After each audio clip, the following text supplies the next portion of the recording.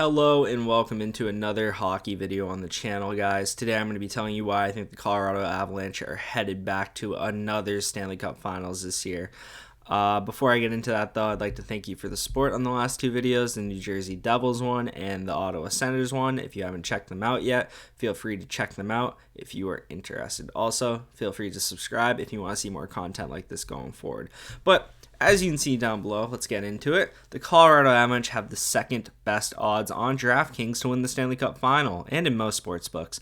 They currently sit at plus 650 and they are the highest Western Conference team in the odds by a considerable margin, half that of the Oilers at plus 1,300, Vegas at plus 1,400, and the Stars at plus 1,500. Now, why are the Avalanche this high? Well, one, they are the Avalanche, but you may be asking yourself, they've been having a down year. How can they be this high in the odds? And there's multiple answers to that, but let's focus on the internal ones with the Avalanche as to why, and that is that they're starting to get healthy. Now, you pull up the lines here. McKinnon, Full Tilt, Rantanen, Nichushkin, Newhook, Compher. You got the fourth line from last year. There's a lot of pieces here from the previous championship team. Two that are missing, though, are Arturi Lehkonen, who played on the top line in the playoffs last year with McKinnon and Rantanen, and Landeskog, who is the captain of the team. Now, Landeskog has missed the entire year, but if you're asking me, I think they're holding him out until the playoffs start to let him go. If you follow Brennan Vogt on Twitter, which a lot of you probably don't, he has 2,000 followers, but if you look him up, he posts videos of Landeskog at the practice rink skating, and he looks like he's in pretty good shape and looks like he's making strides every day, literally and figuratively. And with that being said, he slides in. That adds another dynamic to this offense. And when Lehkonen comes back, you get basically the same first line that helped you win the Cup last year. And the only key difference on the forwards, to me, is the center core. Now, you add Lars Eller in, which is good, but last year you had Nazem Kadri, who was elite. Great player, brought it on both sides of the ice, scored a ton of points last year, and that's tough to replace. Now, Eller takes some of the responsibility and plays a third-line center role very well. The big thing is, can JT Compher live up to that on the second-line center role? And I'd say no.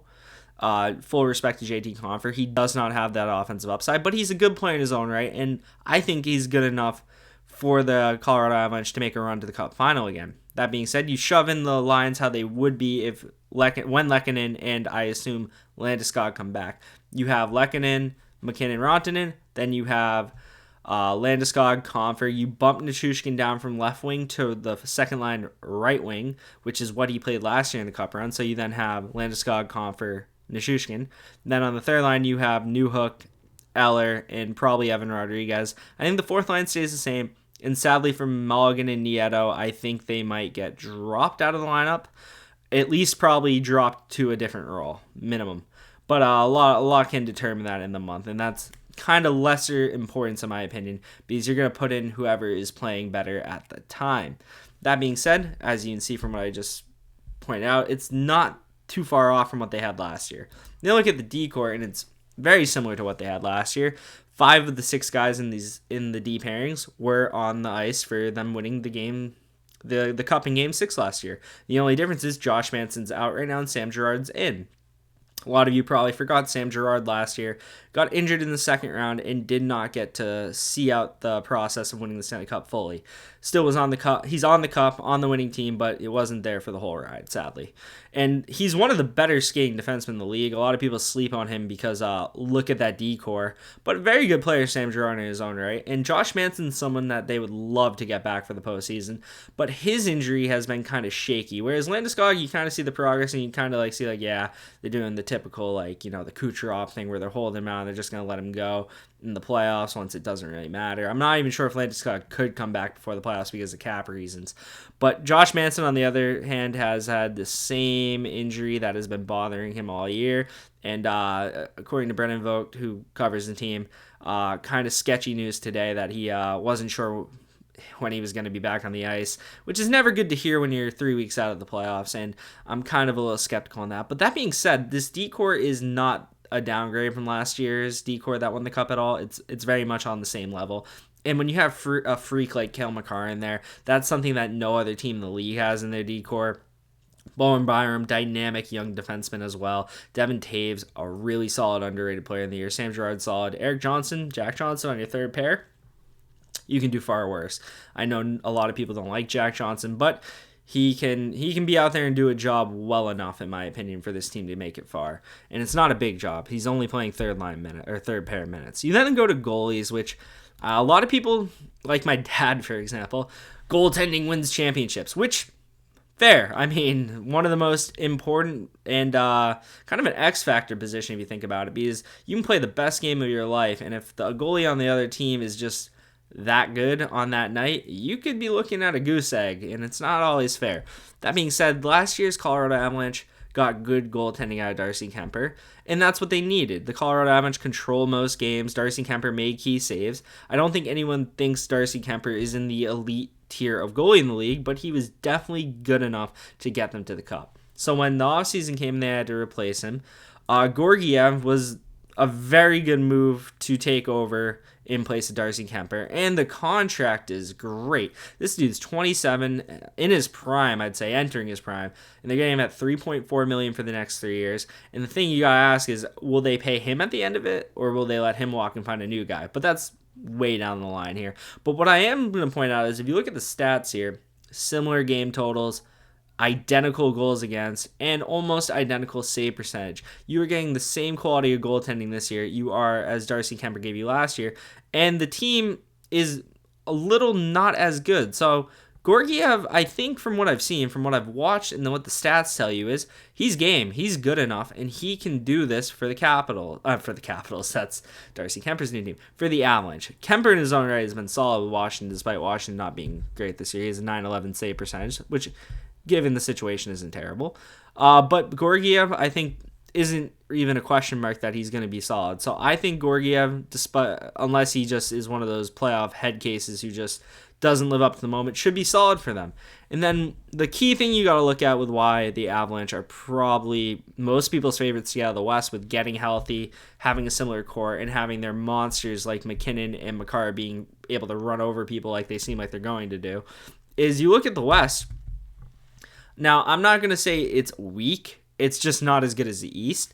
If you look around here, there's a lot of teams that are just not there yet with experience, which, to prove you are a team that can contend, you have to win some rounds, you have to do some things.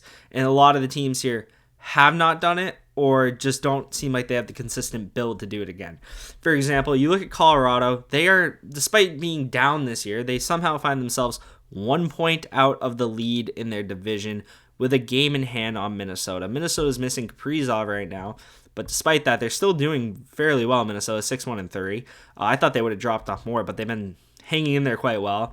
Dallas is on the same point total as Colorado, but Colorado has a game in hand. And if I'm a betting man, I think Colorado, with their form, they're 8-2 in their last 10, has a very good shot to win this division. That being said, you look around. You got the wild card teams. If they were to win the division, they'd run into Seattle most likely, judging by the math there with games played and points. Seattle probably doesn't beat Colorado in a series. I would think Colorado would make light work of them, and I may regret that, because we've never seen Seattle in the playoffs. They don't have elite scoring. Their goaltending is questionable, but despite that, they play a decent game and they win enough, and they're in a playoff spot. You then look at their division. Minnesota, we all know that's kind of a one-player team, and they would need some other guys to step up who have yet to proven that they can.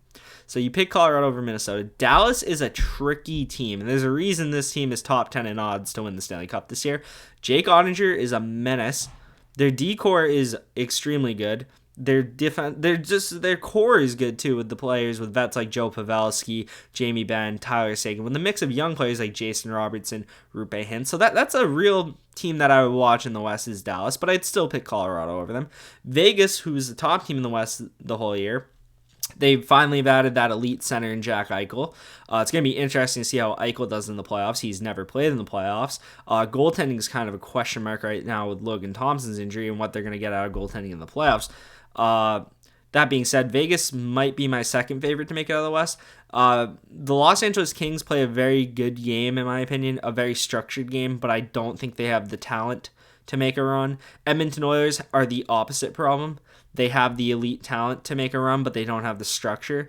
And it's kind of funny that they're going to probably face each other in the first round again this year. Last year, they faced each other in the first round, and it went 7 games. So people shouldn't sleep on the Kings, but I think people also overrate the Edmonton Oilers because they see how good McDavid and Draisaitl are and ignore the rest of the team.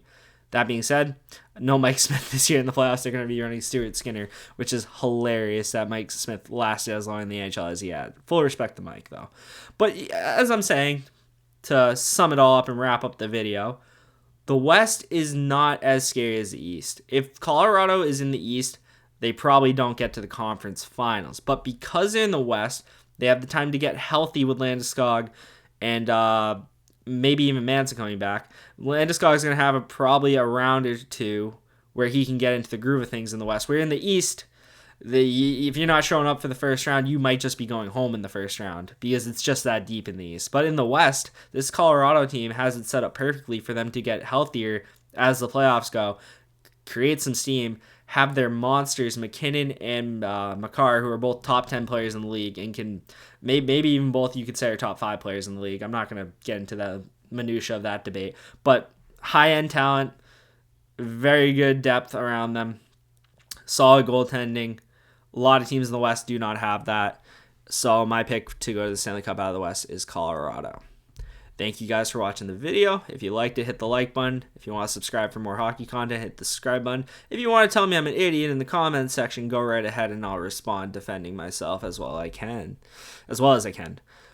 See you guys. Thanks for watching. Bye.